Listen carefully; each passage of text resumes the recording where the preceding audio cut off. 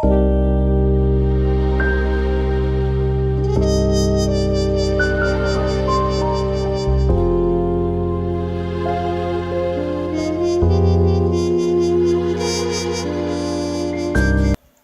రాసినటువంటి పత్రిక 3వ అధ్యాయము 13. సహోదరులారా, నేను ఇదివరకే పట్టుకొని ఉన్నానని తలంచుకొనను, అయితే ఒకటి చేయుచున్నాను. ఏం చేస్తున్నావు? వెనుకున్నవి మరచి ముందున్న వాటి కొరకై వేగిరపడుచు క్రీస్తు యేసునందు దేవుని ఉన్నతమైన పిలుపునకు కలుగు బహుమానమును పొందవల్లని గురి యొద్దకే పరిగెత్తుచున్నాను. దేవునికి స్తోత్రం కలుగును గాక. హల్లెలూయా. క్రీస్తు యేసునందున్న దేవుని ఉన్నతమైన పిలుపునకు కలుగు బహుమానం కొరకై నేను గురి వద్దకే పరిగెత్తుచున్నాను. దానికి ముందు ఒక మాట అన్నాడు, వెనకున్నవి మరచి ముందున్న వాటికై వేగిరపడుచున్నాను అని. ఇప్పుడు మనం చదువుకున్నటువంటి వచనంలో వెనకున్న వాటిని మరచి ముందున్న వాటికై వేగిరపడుతున్నాను అన్నాడు. ఈ ఒక్క మాట మీద మీ దృష్టిని ఉంచండి. వెనకున్న వాటిని మరచి అన్నకాడ పుట్టినోట్లో లక్ష్య పెట్టక అన్నాడు. వెనకున్న వాటిని లక్ష్య పెట్టక ముందున్న వాటి కోసం వేగిరపడుతున్నాను, పరిగెత్తుతున్నాను అని ఒక మాట అన్నాడు. ఈ ఒక్క మాట మీద మనం ధ్యానం చేస్తే బోలెడన్ని విషయాలు మన కళ్ళ ముందు ఆవిష్కృతం అవుతాయి. సింపుల్గా ఒక మాట చెప్తాను. ఇప్పుడు నిన్నట్లోకి మళ్ళీ మనం ప్రవేశిస్తామా? మొన్నట్లోకి, పోయిన సంవత్సరంలోకి, గడిచిపోయిన నెలలోకి, 3 నెలల్లోకి, కనీసం గడిచిపోయిన సెకండ్లోకి మనం ప్రవేశించడం మళ్ళా సాధ్యం కాదు. అవునా? అంటే గడిచిపోయినటువంటి గతాన్ని మళ్ళీ అందులోకి మనం వెళ్ళి దాన్ని రిపేర్ చేయలేం, దాన్ని తిరిగి మనకు అనుకూలంగా మౌల్డ్ చేసుకోలేం. మన ముందున్నది కేవలం భవిష్యత్తు మాత్రమే. అర్థమైందా? ప్రతి నిమిషం, ఇప్పుడున్న నిమిషానికి ప్రతి నిమిషం భవిష్యత్తే. కాబట్టి ఇప్పుడు మన ముందున్నది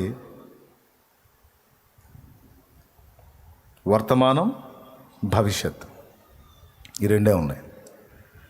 కానీ కొంతమంది ఏం చేస్తారంటే గతంలోనే కూర్చుండిపోతారు. వ్యాపారం చేశాడు, నష్టం వచ్చింది, అలా చేయకుండా ఉంటే బాగుండేది అని ఆడే కూర్చుంటాడు. కొంతమంది ఆత్మీయ జీవితంలో బలహీనపడ్డారు. అలా చేయకుండా ఉంటే బాగుండేది, అలా జరగకుండా ఉంటే బాగుండేది, అనవసరంగా తేడా పడ్డాను, అనవసరంగా తప్పుడు అడిగేశాను, అనవసరంగా తప్పు చేశాను అని అక్కడే ఉంటారు. కొంతమందికి వివాహం చేసుకున్నారు, చేసేటప్పుడే చేసేసుకున్నారు. ఇక చేసుకున్న దగ్గర నుంచి పొరపాటును చేసుకున్నాను, కర్మగాలు చేసుకున్నాను, నా దరిద్రం కొద్దీ చేసుకున్నానని ఆ గతంలోనే ఉండిపోతారు. అలాగే శరీరానికి ఒక జబ్బు వచ్చింది. ఈ జబ్బు ఇలా రాకుండా ఉండేటట్టు ముందే జాగ్రత్త తీసుకోవాల్సింది. అన్నీ బాగున్నప్పుడు విన్నానా, హెచ్చరిస్తే మాత్రం లోబడ్డానా, ఇప్పుడు ఇంత జబ్బు వచ్చేసింది నాకు అని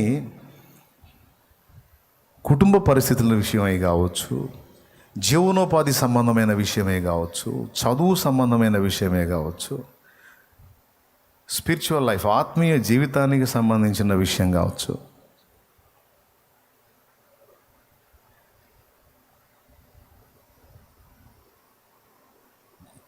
పెళ్ళి పెటాకుల విషయమే కావచ్చు, పిల్ల జల్ల సంగతులు కావచ్చు, చాలా విషయాలు మనం గతంలో పొందుకున్నాం, జరిగినాయి. కొన్ని ఏదో మంచో చెడ్డో జరిగినాయి, దాటుకొని ముందుకు వచ్చాం.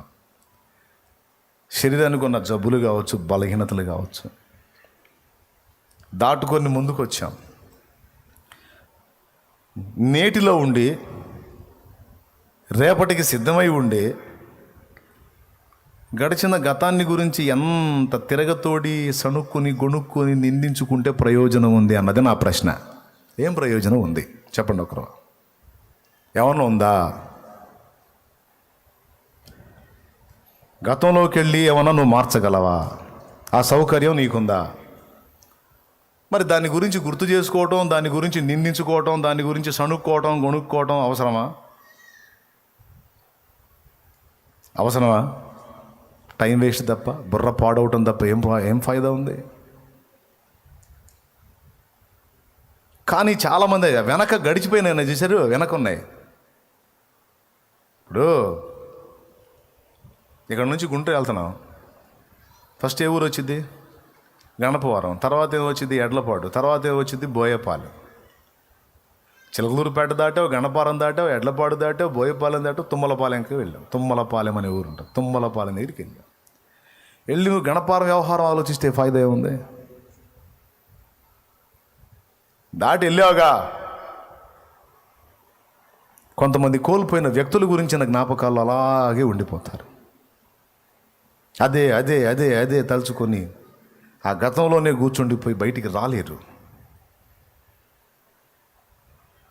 అంటే నేను జస్ట్ టూకీగా ఒక 5-6 పాయింట్లు చెప్పాను. అంటే మనోళ్ళు చాలామంది గతంలో కూర్చునే సంగతులు ఏదో 4-5 పాయింట్లు చెప్పాను, 5-6 పాయింట్లు చెప్పాను. ఇంకా ఎవరెవరు ఏ గతంలో కూర్చున్నారో, ఎవరెవరు ఏ గతంలో కూర్చున్నారో. కాలమనే ప్రవాహంలో 2 కన్నీటి చుక్కలు తేలుతూ వచ్చినాయట. కాలమనే ప్రవాహంలో 2 కన్నీటి చుక్కలు ఒకదానొకటి పలకరించుకున్నాయట. ఒక కన్నీటి చుక్కతో రెండవ కన్నీటి చుక్క అడిగిందంట, నువ్వెవరివి అని. నేనా? తాను ప్రేమించిన అబ్బాయిని పొందలేని అమ్మాయి కన్నీటి చుక్కని అందట. తాను ప్రేమించిన అబ్బాయిని పొందలేని అమ్మాయి కన్నీటి చుక్కని అందట. అసరేలే కానీ ఇంతకు నువ్వెవరివి అందంట. నేనా? ఆ అమ్మాయి పొందలేని అబ్బాయిని చేసుకొని వాడి టార్చర్తో ఆ అమ్మాయి కార్చినటువంటి కన్నీటి చుక్కని అందట. ఎంతమందికి అర్థమైంది?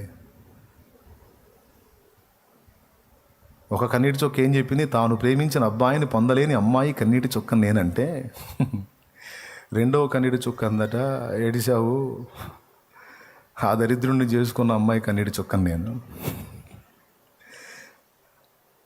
అంటే పొందలేకపోయానని గతంలోకి వెళ్ళి ఒకరు ఏడుస్తుంటే, ఈ దరిద్రుడిని ఎందుకు చేసుకున్నాను దేవుడా అని ఇంకొక అమ్మాయి ఏడిసిందంట. ఈ రెండింటిని గురించి కాలం అనే ప్రవాహంలో వాడాడు. అంటే కళ్ళ ముందు జీవితం ఆరంభమైనప్పుడు అంతా బాగానే ఉంటుందా, ముందు ముందు పోయేటప్పుడు కదా తెలిసేది అని. ఏమైనా అర్థమైందా నేను చెప్పింది మీకు? కాలేదు కదా? కొంచెం షార్ప్ చేయాలి బ్రెయిన్. మరి స్తోత్రం చెప్పండి, గట్టిగా చెప్పండి. సరే, పొందలేకపోయావు, తీసేయి. ఇంకా ఆడి జ్ఞాపకాలు ఎందుకు? పొందలేకపోయావు, తీసేయి. ఆమె జ్ఞాపకాలు ఎందుకు? కొంతమంది ఉంటారండి, నేను ఆమెను పొందలేకపోయాను, నేను ఆయన పొందలేకపోయాను. ఒకడేమో దేవదాసి అయితే ఇంకొక ఆమె ఏమో దేవదాసిలాగా తయారైంది. అవసరమా? అయిపోయింది, కాలం దాటి ముందుకు వచ్చేసింది. ఈ లోక సంబంధమైన వ్యక్తులకి సంబంధించినవి, కుటుంబాలకు సంబంధించినవి, పర్సనల్ లైఫ్కి సంబంధించినవి, ఆత్మీయ జీవితానికి కూడా వర్తిస్తాయి. అన్నిటికీ వర్తిస్తాయి.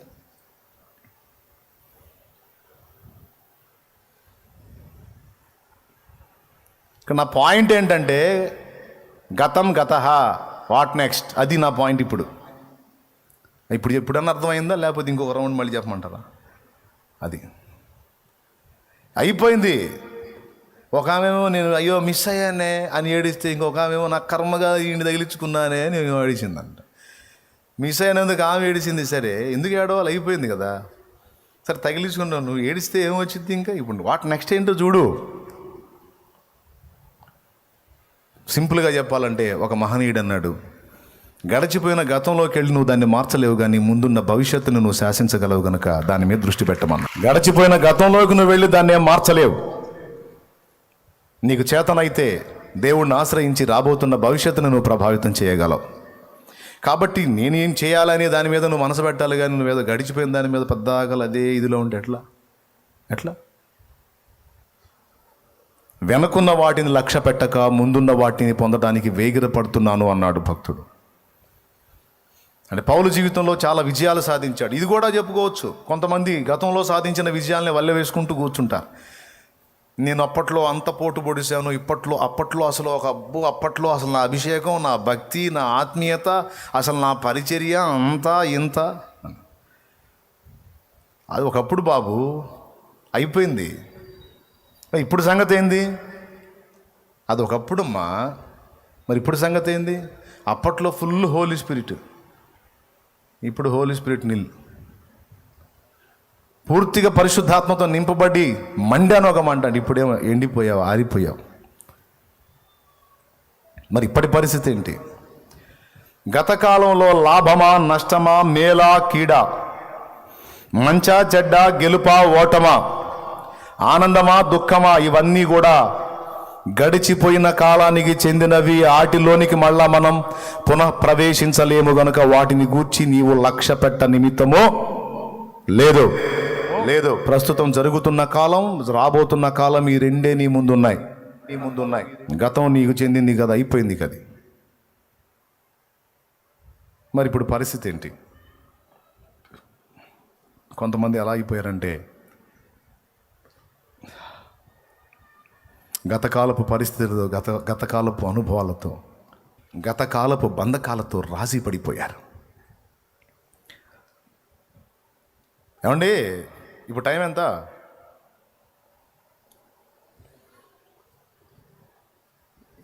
ఎంతైంది టైం? 12 అయిందా?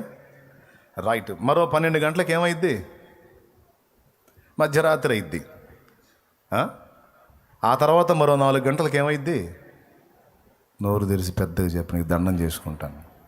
చెప్పండి. ఇప్పుడు 12, మరో 12ంటికి మధ్యరాత్రి, మరో 4 గంటలకి తెల్లవారి. అంటే తెల్లవారితే ఏం జరిగిద్దండి? సూర్యోదయం కలిగిద్ది. ఏం కలిగిద్ది?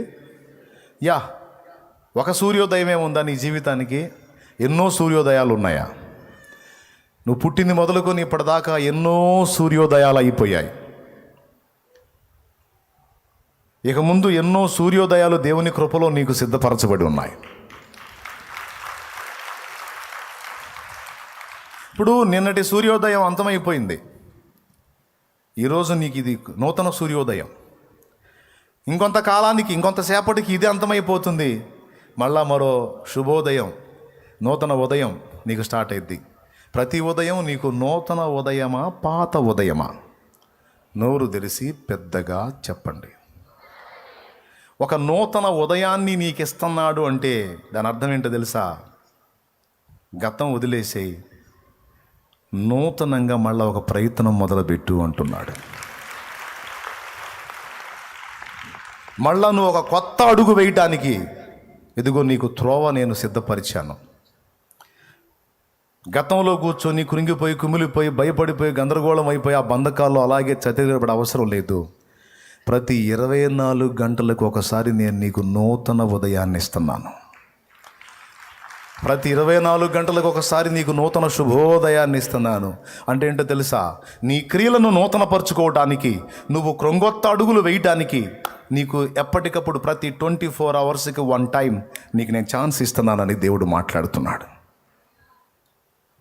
నూతన క్రియను దేవుడు పాత క్రియలు చేస్తాడు, నూతన క్రియలు చేస్తాడు.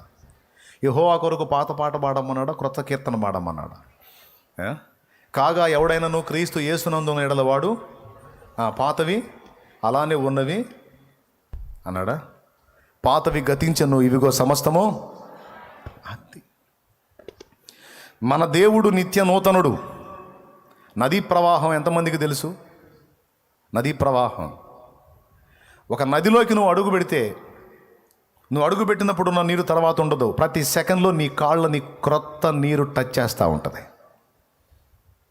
ప్రవాహంలో ఉన్న నదిలో నువ్వు కాలు మోపితే ప్రతి సెకండ్కి కొత్త నీరు నీ పాదాన్ని తాకుతూ ఉంటుంది, పాత నీరు దాటి వెళ్ళిపోతూ ఉంటుంది. అవునా కాదా? అంటే ఎప్పటికప్పుడు నీ కాళ్ళని నూతన నీళ్లు టచ్ చేస్తున్నట్లు దేవుడు ఎప్పటికప్పుడు నూతన నిత్య నూతనుడు ఆయన. ఎప్పుడు నూతనమైన అడుగులు వేయడానికి దేవుడు సిద్ధమై ఉంటాడు. మనల్ని రెడీగా అమ్మంటాడు. తమ్ముడు అక్కడే కూర్చొని ఏదో ఓల్డ్ మూవీ సాంగ్ ఒకటి ఉంది, ఇంతేరా ఈ జీవితం తిరిగే రంగులు రాట్నం అని. ఓల్డ్ మూవీ సాంగ్ ఒకటి ఎప్పుడో నా చిన్నప్పుడు విన్నాను. ఇంతేరా ఈ జీవితం తిరిగే రంగులు రాట్నం, ఇంతేరా ఈ జీవితం తిరిగే. ఓరి నీ రంగులు రాట్నం జావయ్య కదేనరా బతుకంతా. అంటే ఆడాడే తిరుగుతావా? క్రొత్త అడుగులు వేయమని దేవుడు నిన్ను పిలుస్తుంటే ఇది తిరిగే రంగులు రాట్నం, తిరిగే రంగు, ఇంతే జీవితం. ఎవడు చెప్పాడు అంతే జీవితం అని? ప్రతి న్యూ ఇయర్ ఒక నూతన సంవత్సరం ఇస్తున్నాడు, నూతన నెల ఇస్తున్నాడు, నూతన వారం ఇస్తున్నాడు, నూతన రోజు ఇస్తున్నాడు. హితవత్సరమును ప్రకటించి నాకు శుభవత్సరములు దయచేసినావు. యేసయ్య నీ ప్రేమ మాధుర్యము రుచి చూచి నా జన్మ ఏదన్యము. హితవత్సరమును ప్రకటించి నాకు శుభవత్సరములు దయచేసినావు. శుభవత్సరాలు నీకు ఇస్తాడు ఆయన, శుభోదయాన్ని నీకు ఇస్తాడు. నీకు తెలుసా, ఆఖరికి నీ మీద దేవుడు చూపించే వాత్సల్యం కూడా సదిది కాదు, ఎప్పటికప్పుడు ఫ్రెష్ వాత్సల్యం అంట. నేను కాదు, విలాప వాక్యాలు చెప్పిన. దేవుడు మన ఎడలో చూపే కృపా నూతనమైందే, ప్రేమ నూతనమైందే, వాత్సల్యం కూడా సర్దిది కాదు. నైట్ ఫ్రిడ్జ్లో పెట్టుకొని పొద్దున్నే తింటామే, సర్ది పెట్టా, సర్ది పెట్టెలో అన్నీ సర్ది పెట్టాను. పొద్దున్నే పని మనిషి వస్తే సర్ది పెట్టి ఓపెన్ చేసి ఆ సర్ది సరికంతా దానం చేస్తాను అన్నట్టు. దేవునికి స్తోత్రం.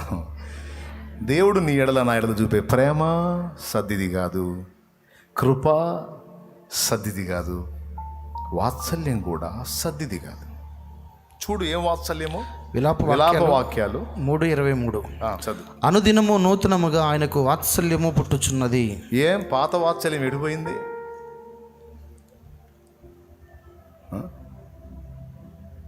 నూతన కృప, నూతన వాత్సల్యం, నూతనమైన ప్రేమ, అంతేనా?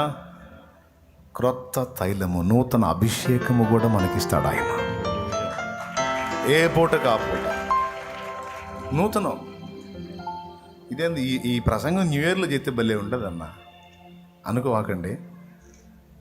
సంవత్సరానికి ఒక్కసారి న్యూ ఇయర్, కాకపోతే సంవత్సరానికి ఒక్కసారి సూర్యోదయమా? ఎవ్రీడే, ప్రతిరోజు మనకు సూర్యోదయం కలుగుతుంది. అలాగే ప్రతిరోజు మన గతంలో నుంచి బయటికి వచ్చి ఒక నూతనమైన అడుగు వేయడానికి దారి దొరుకుతుంది. నువ్వు వెతకాలి, ప్రయత్నించాలి నా తమ్ముడు. నువ్వు వెతకాలి, ప్రయత్నించాలి, పోరాడాలి, సాధించాలి. దేవునికి స్తోత్రం కలుగును గాక. హల్లెలూయా.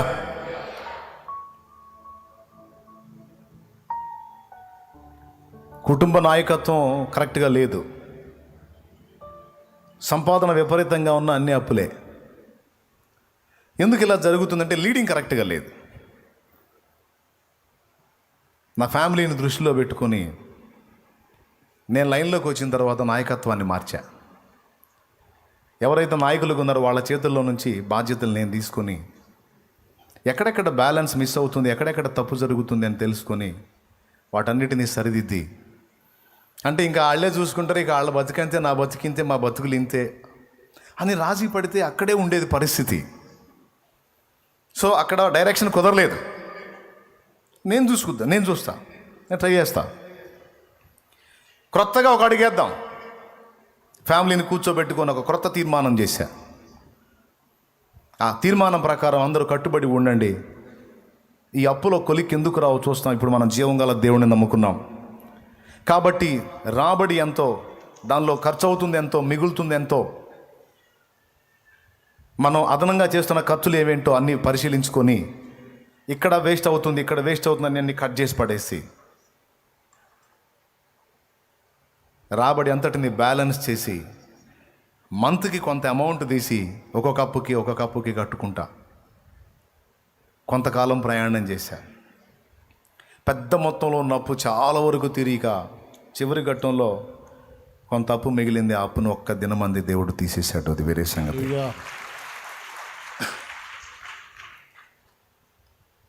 కానీ నా ఫ్యామిలీ దరిద్రం ఇంతే, మా కుటుంబం ఇంతే, అందరూ అంతే అని, నేను కూడా అంతే అని రాజీ పడితే నా కుటుంబం ఎప్పటికీ ఆ శాపగ్రస్తమైన జీవితంలో అలానే ఉండిపోయే. తమ్ముడు వినండి, లైవ్లో ఉన్నవాళ్ళు వినండి. జూమ్లో ఉన్న వాళ్ళు వినండి, ఇక్కడ నా ముందు ఇక్కడ కూర్చున్న వాళ్ళు కూడా వినండి. నువ్వు తీసుకో, బాధ్యత తీసుకో, బ్యాలెన్స్ చెయ్యి. లోకం అనే సముద్రంలో నీ కుటుంబం మునిగిపోయే నావలాగుందా? ఎవరు బాధ్యత లేకుండా ఉన్నారా? మరి నువ్వు కూడా ఆ బాధ్యతను విస్మరిస్తే చివరికి ఆ మునిగిపోయే కుటుంబంలో నువ్వు ఉన్నావని మర్చిపోవద్దు.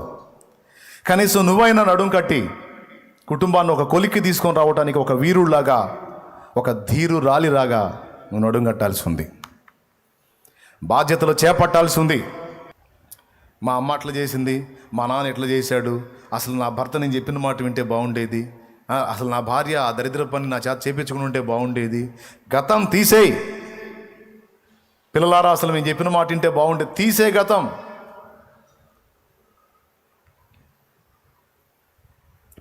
ఇప్పుడు చేయాల్సింది ఏంది? ఒక నూతన శుభోదయం నీకు దొరుకుతుంది అంటే ఒక కొత్త ప్రారంభం ఏ విషయంలో నువ్వు చేయడానికి దేవుడు నీకు అవకాశం ఇస్తున్నాడు. నీ కుటుంబాన్ని ఒడ్డుకు తీసుకొని రావడానికి న్యాయంగా నువ్వు పోరాడుతున్న పోరాటంలో దేవుణ్ణి కూడా హత్తుకొని ఉన్నావు గనుక ఆ పోరాటం చేస్తూ చేస్తూ నూతనమైన ఆలోచనలు, నూతనమైన అడుగులను వేస్తూ ఉంటే ఏదో ఒక అడుగు సఫలమయ్యేటట్టు దేవుడు నీకు సహాయం చేస్తాడు.